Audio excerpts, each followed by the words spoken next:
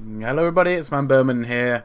Welcome to my video today. As you can probably tell by the title, we're going to be looking at a comment regarding Final Fantasy. I don't actually know what video it was taken from, but what I can gather from the comments around it, it was taken from one of the Final Fantasy 15 trailers. It was actually shared on a group, a fan group on Facebook that I'm part of, obviously. And anyway, get to the matter in question. That's I'm just going to show it now. Oh, obviously it's not that. It's this. So Wade Wilson, who he says, I effing hate Final Fantasy. It's like Call of Duty of the RPG games. Hate on me all you want, but I really wish that effing Final Fantasy dies forever. Now, okay. Yeah,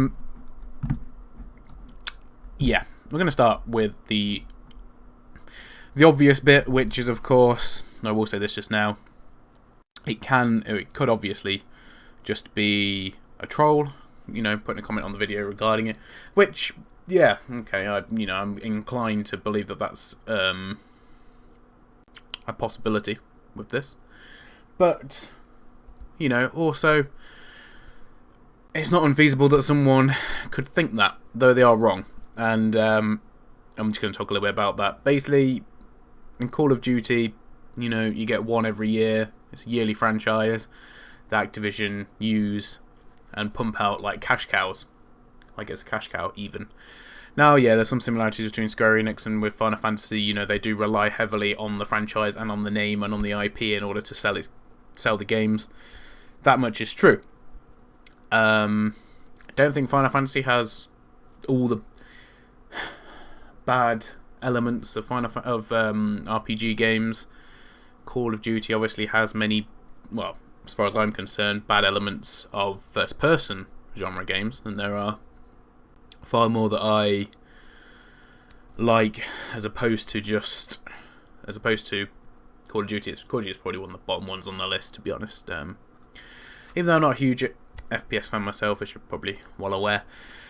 And he's saying that he wishes Final Fantasy dies forever. Well, you know, in a sense, unfortunately, I have to say that I do share that opinion. I think there has to be a point in which it goes, but just to dismiss it offhand, and especially when you've referenced it to Call of Duty,